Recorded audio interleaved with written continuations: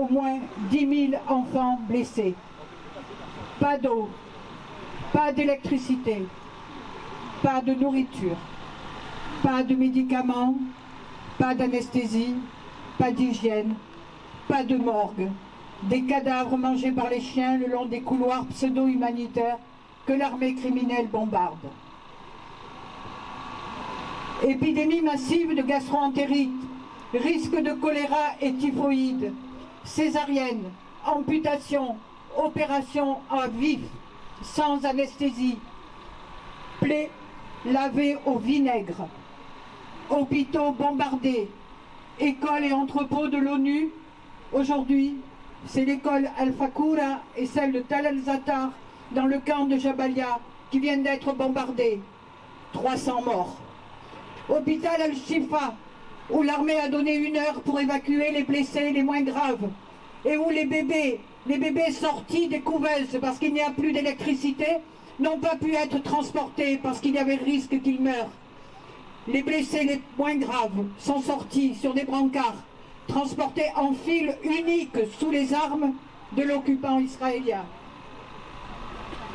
Pendant ce temps, les adeptes du soutien inconditionnel à l'État colonial se font discrets en France, sauf l'ami de Netanyahou, Meir Habib, et ses supporters, Goldadel et compagnie, lesquels s'emploient à déverser haine, discrimination de plus en plus fasciste, pour soutenir les crimes de l'armée et des colons israéliens.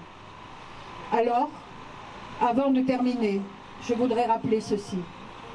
Ce ne sont pas les Palestiniens qui ont imposé la rouelle aux Juifs, c'est le pape Innocent III.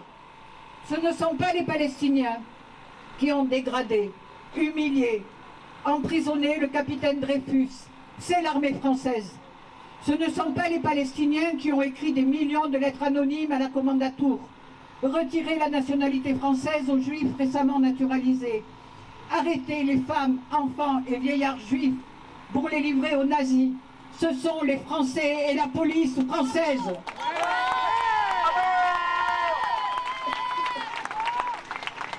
Enfin, ce ne sont pas les Palestiniens qui ont créé les camps de concentration et d'extermination, qui ont tué des millions de personnes, dont 6 millions de juifs. C'est l'Allemagne nazie.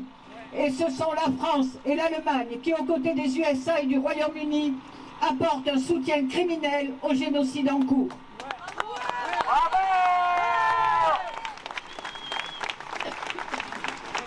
Alors, nous les peuples, avec ou sans dents, nous les syndicats et partis politiques, n'est-il pas temps de faire ce que nos États ne font pas? Sanctionner les auteurs du premier génocide du XXIe siècle. Arrêter les mesquines attaques internes aux différentes organisations qui se font sur le dos des Palestiniens. Boycotter les intérêts économiques, culturels, sportifs, israéliens et les entreprises françaises ou internationales qui soutiennent le colonialisme israélien.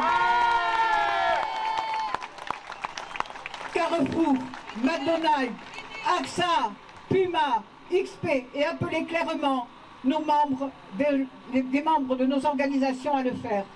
Refuser, et cela s'adresse à une catégorie particulière, refuser de charger ou décharger les bateaux en provenance des ports d'Ashdod et de Haïfa. Aux élus qui ne sont pas là et qui font notre honte, aux élus du printemps marseillais que nous avons portés à la mairie de cette ville. Si ce n'est pas maintenant, c'est quand? Quand vos enfants et vos petits-enfants vous demanderont « Tu as fait quoi pendant le génocide à Gaza ?»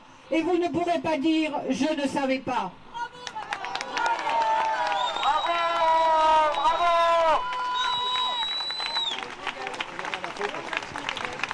Alors, avant de passer la parole à l'intervenant suivant, ça serait bien si on faisait une petite minute de silence ou 30 secondes de silence pour rentrer en communion avec tous ces gens qui souffrent à Gaza.